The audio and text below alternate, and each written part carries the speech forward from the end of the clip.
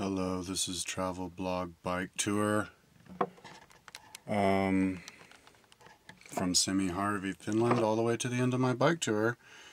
I already did this video while I was tripping on mushrooms on the Hawaiian stuff that I got from tatanka.nl in Amsterdam. The strongest of the shit. Only problem is it mysteriously vanished off of my card and I took it off the card, off of my computer. Which is a bummer because I didn't even get to see it. I want to see what I look like tripping talking about my travels. It was basically the same as being stoned. Basically the same. It's like being really stoned. But anyways, the last one I did was in Semijarvi, Finland. Okay, so yeah, Semijarvi, Finland, I had ridden 370 miles and over 33 hours, including 3 hours where I passed out in that burger place.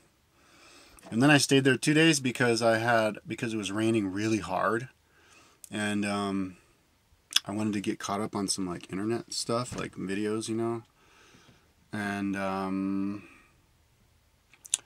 yeah. Plus my butt was really hurting. Like I did that 240-mile ride from Helsinki to Kuopio, and after a week and a half of not riding my bike, and like my left butt muscle, my gluteus maximus, was like, we were just feeling like if I hammer really hard, like, or not if I hammer hard, if I ride hard, reasonably hard, it would like spasm. Your butt muscle spasming feels really weird. It's really painful, but it feels like good. I don't know. Anyways. But so then I left Semijarvi at like 12:45 or something, 11:45, 12:45. I think it was 12:45. And I rode all day, and it was really beautiful. And I had to get water, and like the girl at some place, like at the edge of some lake, and it wasn't so far after this town. I bought water, and I had to pay like €6 just for like a bottle of like water. Because she wouldn't let me fill the water up because they said it was only for them or something. It's freaking expensive up there.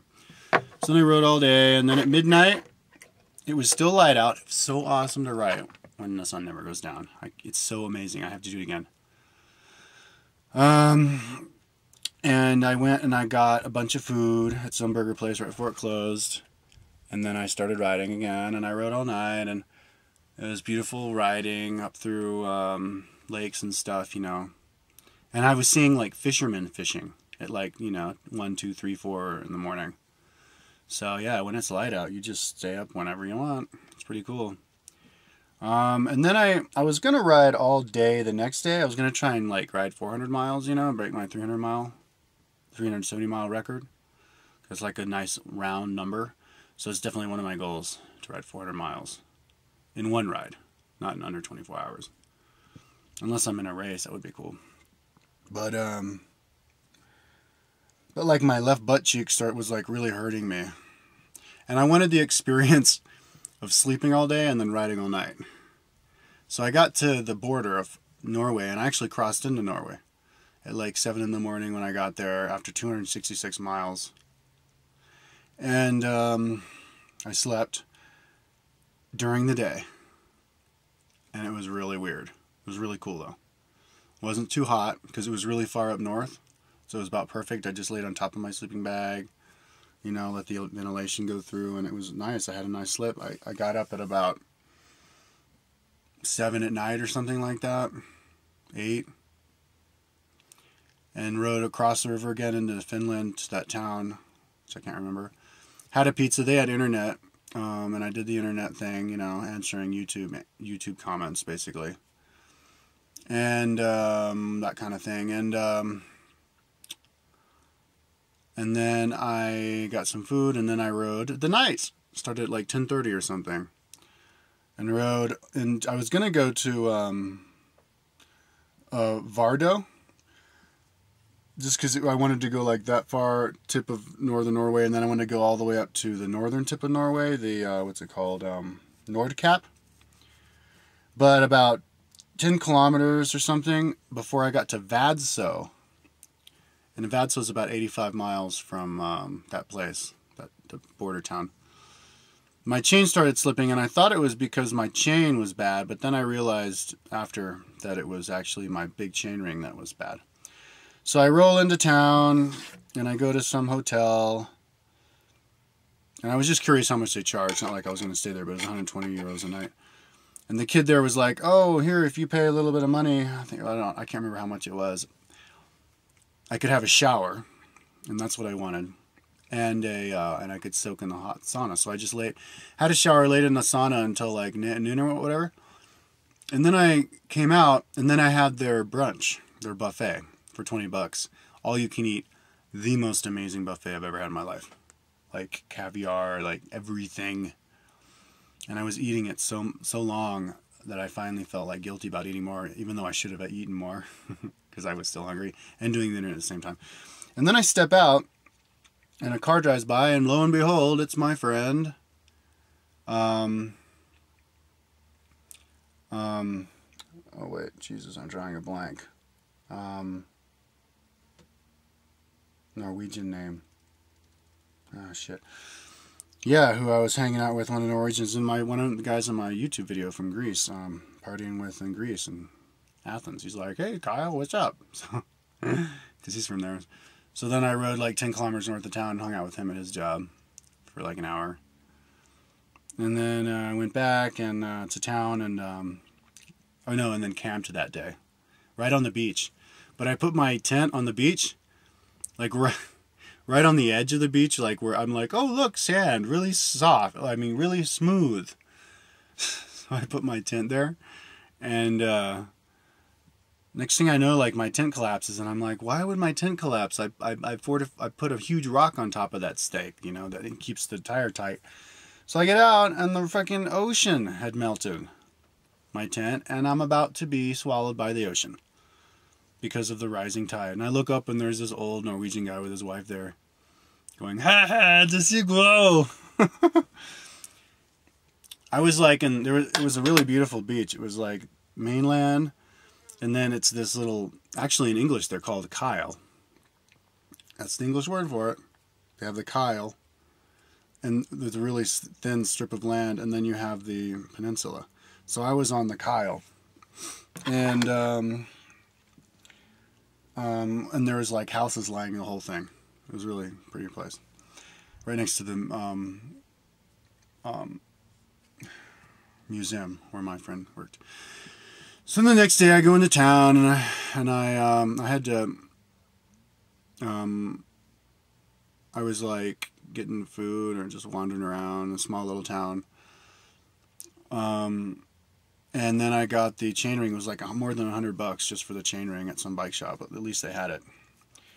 And then I kind of had dinner, and then I decided to do another night ride. So I left at like 8:30, and I rode all night long from Vadsø to Karasjok, one of the two. I think it's the capital of Lapland of Norway. I can't remember what it's called. The capital of Sami village, Sami town, the natives. Although all the people I saw there were white, they didn't look like Samis to me. Although I guess a lot of Samis look totally white, but and it was still kind of the place. And it was I rode all night. It was cool. Never getting dark. But by now, my butt, like I was starting to go downhill. My butt was like really sore. And I couldn't ride hard at all. I had to ride really slowly. And I can't remember, I think it was like 160 miles.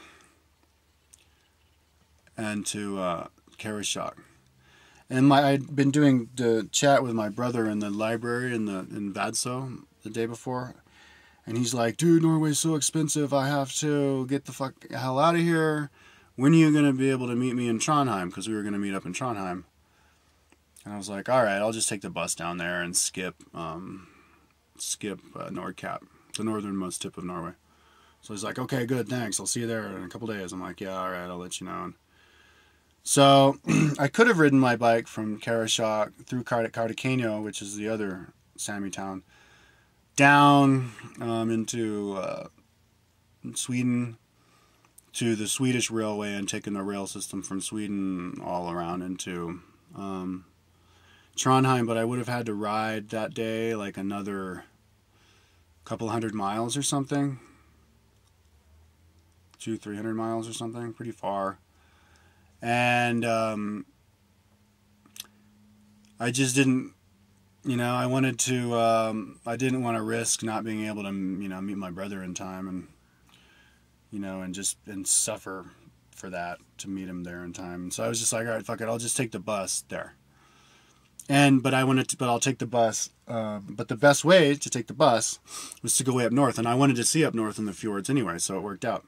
So I took the bus all the way up to the northern tip of before the peninsula goes up to Nordkapp, to some town I can't remember what it's called, and it was a pretty beautiful town, right on the northern tip there of the continent. And I go to a movie theater. I want to see a movie. And there was a movie guy, the movie manager dude, who was there, and he was there hanging out with some bike tourist kid. And the bike tourist kid was on some he was kind of at the beginning of his trip. He wanted to ride.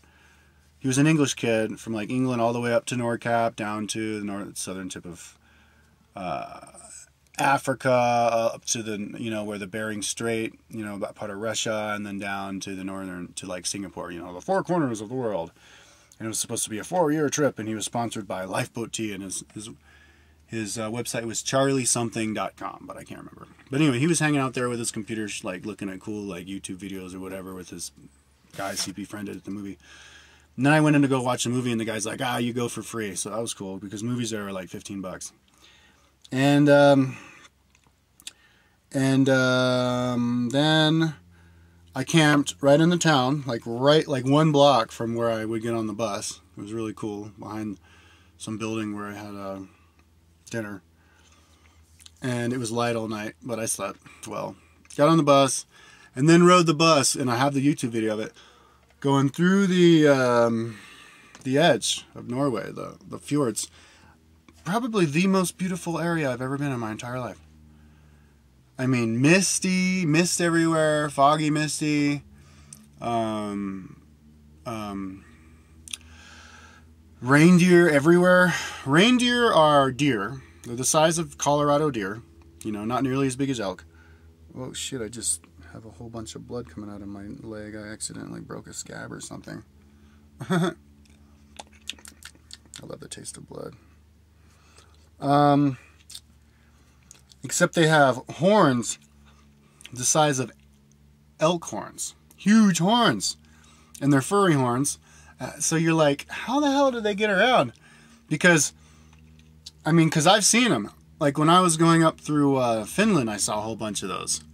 And what they do is they stand in the middle of the road and just stare at you as you come close. And once you get to about maybe 100 meters from them, or a little less, they'd run into the bushes. But their horns are so big that when they run into the trees, forests, they have to be really careful. They have to sneak and kind of duck their head in and do like that.